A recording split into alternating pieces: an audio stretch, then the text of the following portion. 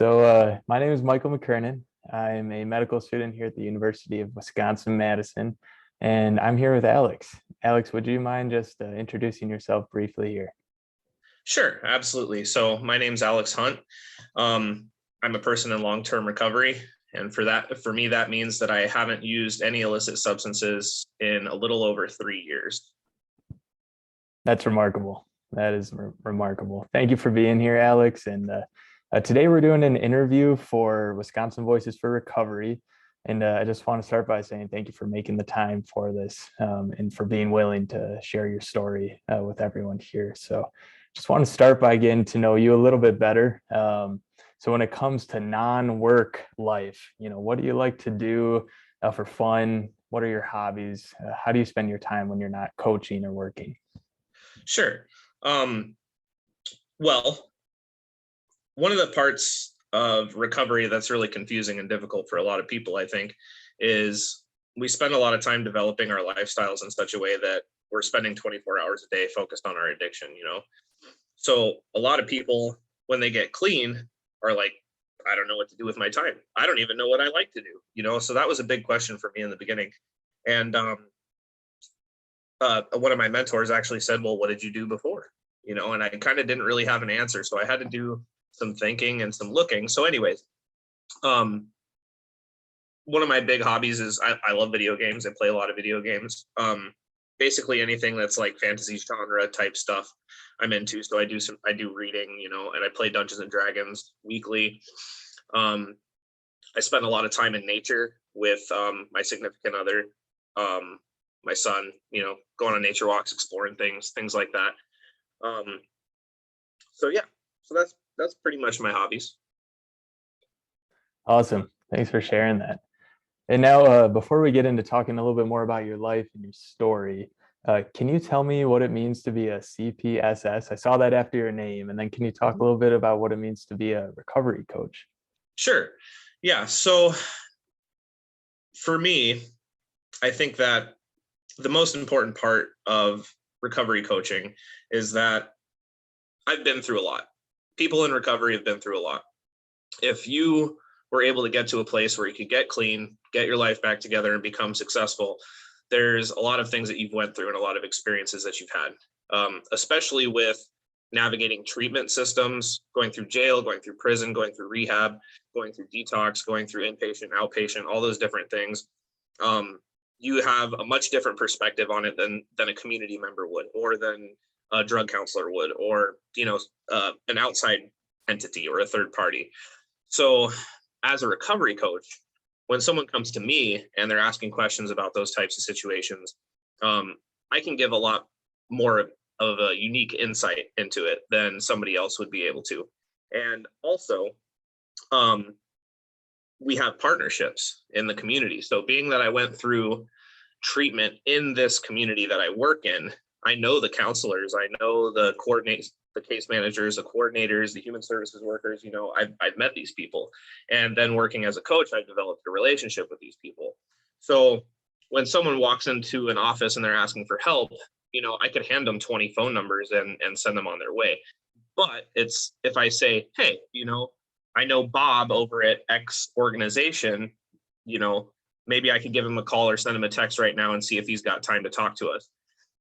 That's a lot more warm and cohesive or conducive to someone's recovery, rather than saying, oh yeah, we'll call this organization, and then they walk out of the door with another daunting task. The most important thing, I think, for me when I was still in active addiction was that I really didn't have anyone to talk to that understood, that was healthy. I had plenty of other people that were still using that understood what I was going through. But there wasn't any benefit to any of those conversations. No, getting to meet people and talk to people that have actually been through it, got out of it, and are doing better, offers a lot of hope and a lot more, things to look forward to, and positive lifestyles and stuff like that. So we at the Lighthouse, we try to provide that for people as much as we can, and one-on-one through direct services with people. We talk through a lot of those things. We build rapport, we build friendships, we build relationships with these people, and encourage them to follow the paths that are successful, and we help them develop plans and goals and all that kind of stuff of things that we know to be effective. Um, and then we guide them along that path, and we cheer them on while they do it, you know. And then I think another important thing to touch on too is part of my role as a recovery coach is coordinating events in the community, is bringing events together, whether it's, you know, support meetings, making sure that they're available for people and that the doors are open, all the way up to, you know, volleyball games, bowling outings, you know, recovery events, things like that. So people that are in recovery don't feel like the only social option they have is to go out to the bar, or, you know, to go hang out with their old friends that are still using. If there's things available and someone says, well, you know, I'm so bored, there's nothing to do today. And I can say, well, here's 5 things that are happening today. You know, it's a lot different, and it's uncomfortable, I think, for a lot of people in the beginning, but once they realize that drugs and alcohol aren't necessary, in order to have a good time and to socialize, I think it becomes a lot easier for them to interact with those kind of things. There's a few points that I wanted to touch on. I'm just making sure I didn't miss them. Oh, so then another important part of my role as a recovery coach is to be an advocate. So bringing our voice, the voice of the people that are in recovery, to the table when it comes to political issues, when it comes to social justice issues, when it comes to inequality, when it comes to things like that. People with substance use disorders are a marginalized population. You know, if you add other factors to that situation, you can become very marginalized and very stigmatized, and really just not get a fair shake and fair opportunities with normal things that other people would. So we advocate for those things. We show up to the table when it comes to, you know, public hearings and things like that, different groups that are meeting throughout the community. So our organization specifically is active with the Housing Coalition. We're active with food disparity. We're active with uniting treatment systems all over, with drug court, with human services, with the county, with the other treatment providers in town. So really making sure that instead of all these different organizations and entities working on their own trying to fix a problem, we try to do our best to bring that together to where we're more interconnected, and it's a web of organizations that are basically making sure no one falls through the cracks. That sounds like incredible work, and a lot of work. It can be. But thank you for, you know, investing so much back into the community and into these relationships. So important. And, you know, you touched on it a little bit throughout, you know, describing your current role as a coach, but can you go back and talk about your life leading up to recovery and what that looked like in those first, you know, few steps with recovery and how that all went? Absolutely. So for me, I'll just do a quick rundown of the what it was like. So my life, early on, both of my parents were alcoholic. There was always addiction issues in the household. Most of the people that my parents interacted with had issues with addiction too. And I really grew up not thinking that there was anything wrong with using drugs or alcohol. I always thought that it was just a normal thing that everybody did. And as I got older and in my early teens, I found that I started getting in trouble for using alcohol or using drugs. And I started experiencing consequences from those things. And I really was confused and didn't understand. I remember having a fight with my dad because he found a bag of weed in my room, and me and him got into a big argument, and he took it and smoked it. And that was the most confusing thing to me, because why am I getting in trouble but you're allowed to do it? So anyway, that set the precedent for me being really defiant and rebellious, because I didn't have any respect for rules or laws or anything like that. So throughout high school and my late teens, early 20s, I started getting into opiates. It actually happened. I ended up at a charter school, and a couple of the other kids there were smoking OxyContin. So that's kind of where the addiction part started really bad. And that quickly led to using heroin. So then I was using heroin, cocaine all day, every day for a little over 10 years. So from 18 to about 28-ish. I went to jail a few times. I went to prison a few times. I relocated, trying to get away from it. That didn't really help anything. I ended up going back to jail and prison once I got here to Wisconsin. I grew up on the West Coast in Reno, Nevada. So then after I got here, I went through some more situations that were pretty difficult to deal with. That's when I got heavy into alcohol. And then my last trip to jail, I was offered drug court here in Manitowoc County. So the charge that I had didn't really warrant as serious of a sentence as a long drug court stay, but I asked for it because I knew I needed help and I didn't really know how else to get it. I knew I was going to be homeless. I knew I wasn't going to have any resources when I got out. So if I would have done a jail stay and then gotten released with no accountability, it would have been right back to the same thing. So I was graciously afforded the chance to participate in drug court. And even from the first day, my experience was unexplainable. The very first day I got out of jail and I got taken to the sober living, there was actually a person overdosing when I got there. They brought him back and he was okay and everything like that. And I knew the guy for a while after that. But I knew from that moment, as soon as I got out of jail, this isn't a situation that I can play with anymore. It's life or death. Since then, I don't know, I can't count how many people I've lost that I know or worked with to overdose. And so that specific situation is very, very near and dear to my heart and very important to me. That's the number one reason why I do the work that I do, is to try to reduce the number of overdoses. So then after I got out of jail, I did outpatient treatment through Human Services through the county. So I did IOP, and then they've got a couple of other programs here that follow that as part of the drug court program here. And I also started attending AA, and I started working the 12 steps. So I kind of took a lot on all at once in the beginning, because I knew that I needed to change the way that I think. I knew that everything needed to change. I heard someone say early on, like, nothing changes if nothing changes. And so I decided to change everything. There was everything about my personality and the way that I lived was selfish, egocentric, manipulative, and toxic to all the people that I was around. So I started asking people that had long periods of sobriety what they did, how they did it, and how it works, and I started just trying to do that exact same thing. It definitely wasn't a smooth process. I went through a lot of struggles.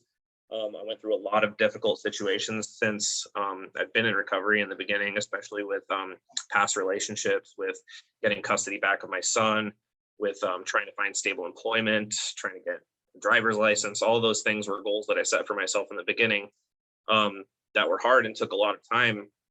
But what I found was, when I actually took the steps and did what I needed to do to get it done, they happened a lot more quickly than I thought they would. And what I realized was I was creating these stories in my head that were making these things feel so difficult for me that really weren't. I just needed somebody to say, hey, these are the steps, let's do it, And so that's what really helped me the most with getting my life back together.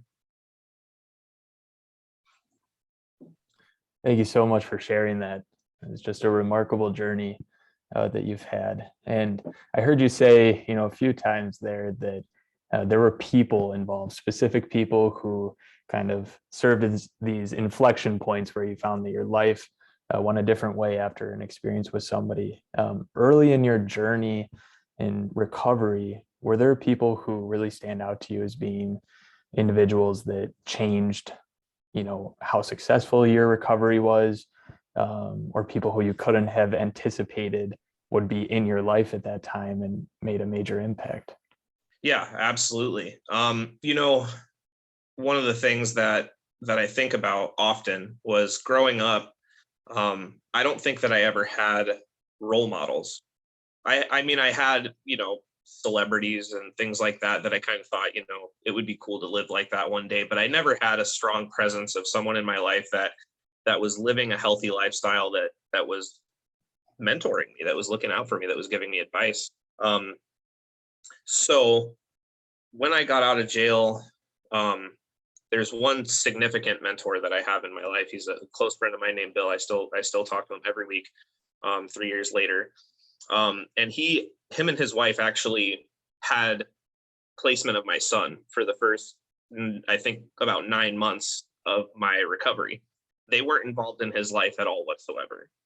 They did it out of the kindness of their heart. They said, you know what, and they're retired, so they're older people, and they said, we'll keep him until you're ready to you're stable enough to have a place for him. And even just that one act changed my perspective on the world forever. Another super important person in my recovery was my sponsor. The first year of my recovery, we met for coffee every week. Just to talk about things, to talk about the 12 steps, to talk about what I was going through, to try to help me just navigate life. And those experiences were invaluable. And the other super duper important person is now my employer, is Chrisma. She, from the first day I got out of jail, I came to the lighthouse and I started volunteering. I never really felt like I had a lot of value as a volunteer, as an employee, as any of that stuff. I always did like factory construction jobs where my bosses just kind of treated me like a number, which was fine. I was just working for the paycheck anyway. But when I started coming here and I started hearing actual positive feedback from someone that I was doing stuff with, like, man, you're so good at that. Man, I appreciate you being here. We really miss you when you're not here. Like, and actually encouraging me and giving me positive feedback and helping me build up my self-esteem. I can't say how valuable it is. And I totally understand, being in so many toxic work environments, why those environments were toxic now, is because the employer or the bosses, the supervisors, whatever, are too stressed out to recognize and show value to their employees. Employees don't feel valued, they're not going to stay, and they're going to treat the other employees that way. And it's just kind of a ripple effect. But when you invest in people and when you treat them with worth and value like they actually have, they'll feel valued, they'll feel worthy, they'll keep coming back, they'll do a good job regardless of what incentive they're expecting, because they appreciate the situation. And I've never left. I volunteered for 18 months. I worked at a factory for a long time while I was volunteering. They hired me part-time as a coach. I stayed. I started coaching people. Eventually, they offered me a full-time position, and now I'm the supervisor and programming director. So, it just goes to show like how valuable it is to invest in the people that you communicate with, whether it's from a standpoint as a mentor, as an employer, as a coworker. You influence people, and every single day, whether you're choosing to recognize and hear people and validate them and build them up, or whether you're choosing to dismiss them and people's lives will reflect that. So those are the three big ones that were early in recovery. There's probably 20 more people that I could name, but the drug court team here in Manitowoc County was absolutely invaluable. How much stuff that they helped me understand and put up with for me, in the beginning. I was real arrogant. I thought I knew everything, so I couldn't imagine how how difficult it was for my counselors and stuff sometimes. But specifically, the drug court coordinator and the drug counselors that I worked with there were a huge help to me. And also my peers, just the people that I was going through stuff with at the same time, that maybe weren't in the position to be, a mentor or offer advice, but were there with me, and I knew I wasn't alone. I didn't have to do any of this by myself. And that was super important too. It sounds like you've met some pretty incredible people along the way, and people who you still know now, and people who you still have relationships, which is just so special. So that's amazing. Thank you for sharing how they came into your life at their specific times. I do want to ask a little bit, if you don't mind, just about the early days of recovery, and what do you recall as being some of the struggles that you had to go through, and what was the hardest or some of the harder things that you were going through early in recovery? Sure. I think that, without sounding too incredibly graphic or specific, the hardest things that I dealt with were letting go of past relationships with people that I was still connected with from when I was using and from when I was out there committing crimes and stuff like that. Um, those people don't disappear when you get clean. They don't go away. They're still in your phone. They're still on your Facebook. They're still hanging around town. You still run into them. And every single time one of those situations happens, you have a choice in that moment. And what our natural response is as people with substance use disorders is that we want to revert back to our homeostasis, to our comfort zone, what we're used to, the getting high and the following through with that lifestyle. And so you have to make an active, conscious decision to step away from it. And it's not easy sometimes. And a lot of people say that relapse is a part of recovery, and I say it can be. But for me, I really think that it's more of the emotions. Nobody ever taught me how to identify, process, and move forward with my emotions. So when I was super angry, I found the solution for that was I could get high and numb it out. When I was super depressed, I could get high and feel better. When I was super ecstatic, I could get high and celebrate. That was my solution to my problems. And so when you remove the solution, you still have the problems. So now what do I do? The relationship stuff has always been something that I really struggle with. I'm happy to say I'm in a happy, stable relationship now, for the last year and a half or so. But in the beginning, it was definitely difficult. I think some of the harder things too were just basic life stuff that, like, for example, I never had a driver's license until I was 30. Nobody ever taught me how to drive. It's not that I couldn't have done it. I never had that opportunity, And once I got old enough to be stable and start doing it for myself, I was too consumed by my addiction and my selfishness to make the steps that I needed to do. And when I actually started stepping in that direction, it happened, And I just remember being so anxious and overwhelmed with actually getting behind the wheel of a car because I built up these thoughts about it in my head for all these years that I'm going to crash, I'm going to hurt somebody. I was actually in a car accident when I was really young, and I found out that had a big bearing on how I was looking at it. But once somebody said, yeah, you can drive my car. I'll show you how to do it. It's not that hard. I got in their car and I drove it and I just fine. I've never hit anybody since. I've never been in I've never even gotten pulled over, which still blows my mind. And now I've been driving for like almost 2 years now. There's some other things too that are really difficult that I think everybody has to deal with on some level, and that's trauma. Is I went through violence, sexual abuse, so much different traumatizing situations, and then as a child, and then as an adult, going through the criminal justice system and going through jail and prison. There was just traumatizing situation after traumatizing situation, gang violence and stabbings and, stuff that happens, with the guards and everything. And I never dealt with any of it. And that was why I kept using, was because anytime I was triggered by those situations, it was too much for me to handle, And part of what they do early on in treatment is they have you process that stuff. They have you write down a timeline, identify all the stuff that you can think of that's heavy and hard for you to deal with, and different people have different levels of it,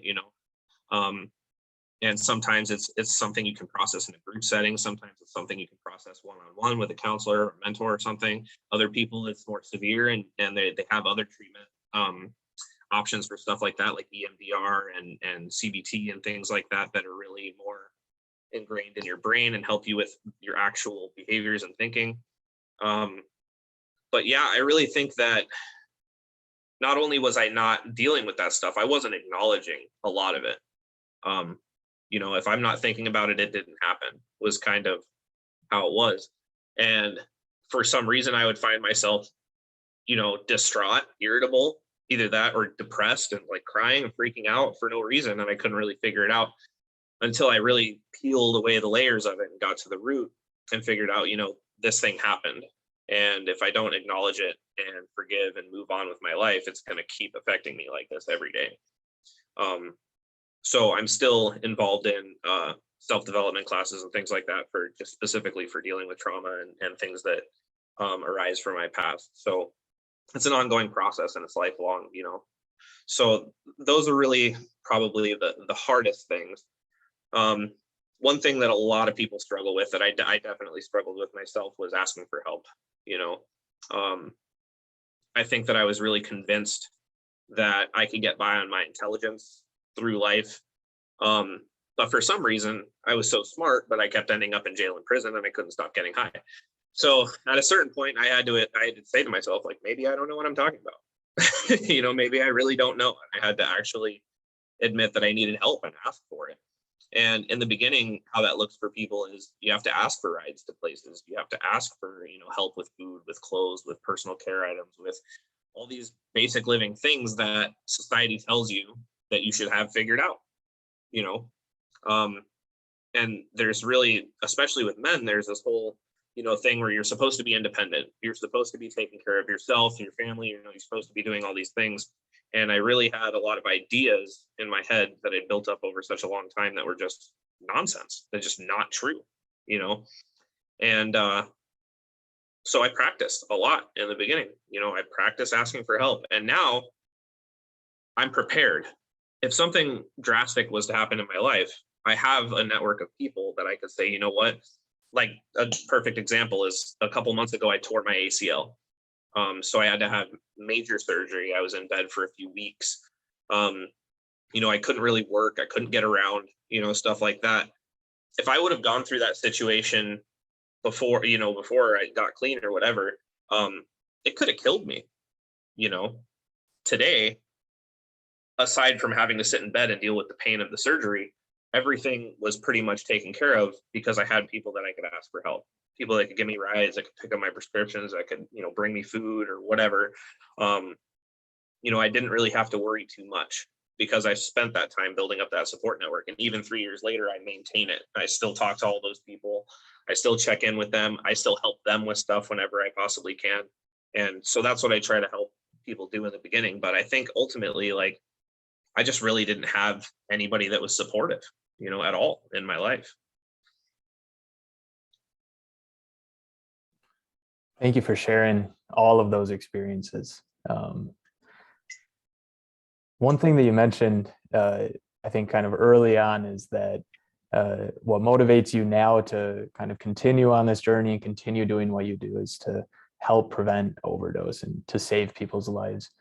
And I'm curious about, a year ago, 2 years ago, what was motivating you like day to day, like getting up? How were you getting through this? And what did you feel like was driving you to get to the point where you are right now? Well, I think that um, well, my faith is a big part of it. Is that I know for a fact that today I have a purpose, um, and knowing, like, through the work that I've done, the clients that I've worked with, the people that I interact with, the people in the community, my friends, all that stuff. I know that somewhere along the line, I've helped someone not get high for one day. I've heard people tell me that, like, if I wouldn't have talked to you that day, I was on my way to my dealer, and they may have they may have overdosed that time, they may not have, but if I can stop it that one time and that one person survives, then everything else that I do is worth it. And that's really the most important thing. Is I think about the times when I was really struggling in the beginning and felt like using, and I had a room to go sit down with people and I could get stuff out of my head, and I had, someone after say, hey, let's go grab lunch or something, and just keep me distracted long enough to where I felt like I didn't need to go do it right that second, may have saved my life. And the more opportunities like that we create for people, the more people don't have to use, and the more ultimately less people that end up overdosing. um and I hear a lot from a lot of people. I used to hear it a lot more than I do today. um just all of the negative perspectives that people have about people with addiction issues and society in general, is that um you know people that say, like, shoot your local heroin dealer and stuff like that. I see that people share that on Facebook, and it makes me sad to know that people feel that way, because that's a person, and that behavior that they're doing is not who they are. And to be able to see those ideas that people have and the way they see it shift and say, you know what, maybe I don't have to have that super negative opinion about these type of people, because in reality they're just people. You do that enough times, you have enough people have that experience, and you're actually changing society and the way society looks at it. And if we do that enough, ultimately we change the world. And I think that especially over the last few years, um, obviously there's no way to measure it, but I would say that there's a significant increase in people that see addiction for what it is, which is a chronic illness, rather than people making poor choices because they want to hurt others, and seeing the way that the medical field specifically is changing and being more accepting, and coinciding mental health treatments with the substance use treatments and things like that. Like, you can see the difference happening. We're a smaller community, so it's kind of maybe easier to see it here than it would be, in a big city. But it's happening, so as long as we keep up the work that we're doing, we keep influencing other people, eventually we can actually overcome the stigma. And I'm so glad that you mentioned the medical field there and kind of the progress that is being made and that we're working towards. And it reminded me that I wanted to ask you, throughout the past 3 years or even beforehand, did you have any interactions with the medical field in the hospital or in rehab that really stood out to you as being very positive experiences with individuals or teams, or even very negative experiences? And if you could share those. Yeah, absolutely. So there's a few things that stand out. One of the things that I remember very clearly is in the county that I grew up, which is Washoe County in Nevada. I remember when you go to jail, the intake process takes like 14 hours or something. You're like sitting in a room watching TV, and you're waiting to go check in with these different desks so they can get all your information and things. But I remember having a conversation with a nurse there, and my habit was, you just tell the nurse a bunch of nonsense, so she'll give you some meds so that way you can sleep through the night because you're not feeling the withdrawal symptoms as much. And I'm talking with this nurse, and she just seemed completely baffled. And she's like, you're 22 years old. She's like, you're intelligent. You have so much potential. Like, this is not the place for you. And I just remember her being encouraging and being positive. And I don't think that it had a great impact on me immediately, but the fact that I even still remember it today is something important. And even an intake nurse at a county jail can have an effect on people. I've had one of the hardest things is when you go to the doctor for something that you're going through, and you have to tell them, like, I'm an opiate addict, and you can't prescribe me opiate painkillers because I'll get addicted to them. Like, that's not an easy conversation to have. And one of the things you'll notice is that a lot of the attitude and way that they're treating you and talking to you sometimes changes when that comes up, and they understand that, which is hard. I can't say that I've had a lot of super negative experiences myself with that personally, but I do notice the opinions and the changes.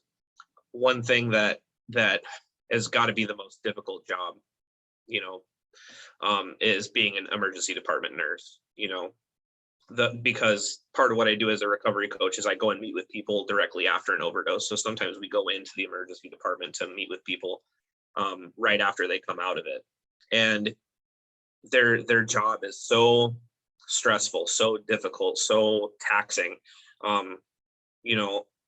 Like, I totally understand why some of those nurses are at their wits' end, and they don't have the patience and the wherewithal for people at that point, which is why I think that peer support, especially in the emergency department setting, is so important, because we take some of that load off of them too.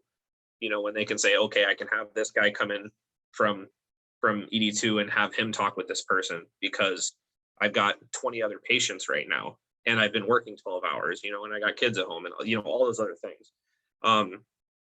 And another thing is like probation officers and police officers. Like, that's a little bit different than the medical setting, but their jobs are so high stress. Like having peer support specialists available to try to help them with those situations specifically, I think can have a big effect on helping those people do their jobs more successfully. Um, you know, and as far as there's one other aspect when it comes to the medical setting that is very stigmatized, and a lot of people have a weird outlook with, is medically assisted treatment. So methadone, Suboxone, Vivitrol, those kind of things. I think even most of us people with substance use disorders have a negative outlook on it. A lot of us do, because a lot of us were abusing the system, or we were, abusing the drugs. We were lying to the doctors, things like that. So then you get into recovery and you have to try and change your perspective on it. Like if someone's using Suboxone or Vivitrol or methadone to stay clean, that's them using it to stay clean. If they're using it to improve their lives, and that's what the doctors are trying to do is prevent and reduce overdose. And I've had to change my whole perspective on MAT. And I had a really great counselor in Green Bay that I worked with Vivitrol and MAT when I was early on, that really helped me change my perspective and understand what the goal is with medically assisted treatment, and that it's not just the government taking the money out of the drug dealers' pockets. It's actually harm reduction systems that are proven to work and reduce overdose and help people improve their quality of life. So that's my take on that. Thank you for that. It's so important for me to hear, and also for all my classmates and everyone in the medical field, just to have a window into your experience. So thank you. Kind of coming towards the end here, and as we look towards wrapping this up, I do want to ask, in thinking about your life so far and kind of where you're at now, was there anything else that you wanted to share? Any other wisdom, any other thoughts you had that you just wanted to make sure were shared with anybody who might come across this video? Yeah, absolutely. I think probably the most important idea that comes to mind is that every interaction that you have with other people, whether it's the store clerk at the Quick Trip, or whether it's your partner or your child or anything like that, you always have a choice in every interaction that you have and everything that you say. You have a choice to either say something positive or healing, or to build them up, to encourage them. And the more you do that, the more that will increase around you, and you'll see that improve in your life. If you make the other choice and you choose to cut people down or hurt people or be destructive or force an opinion or force an idea, the more you'll find that the energy that surrounds you is destructive.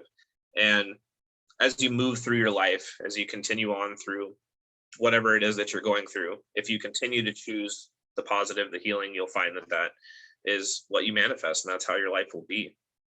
So spend more time doing that. I'm so grateful that you shared that. And it sounds like that's a major focus of what you do now, both as a coach and a peer. And I'm just very grateful that you've shared so much with us. I can't imagine that any of this is easy to talk about, but it's so important for this to be shared, and so important for you to be doing the work that you're doing. So with that said, Alex, thank you so much for taking time to do this. I know you're busy. I know you've got a lot on your plate, but thank you so much for sharing your story and sharing some of your wisdom with me and anybody who watches this. Yeah, absolutely. My pleasure. That's why we do what we do. Thank you. All right, Alex, you take care, okay? Yep. Have a good rest of your day. Thank you.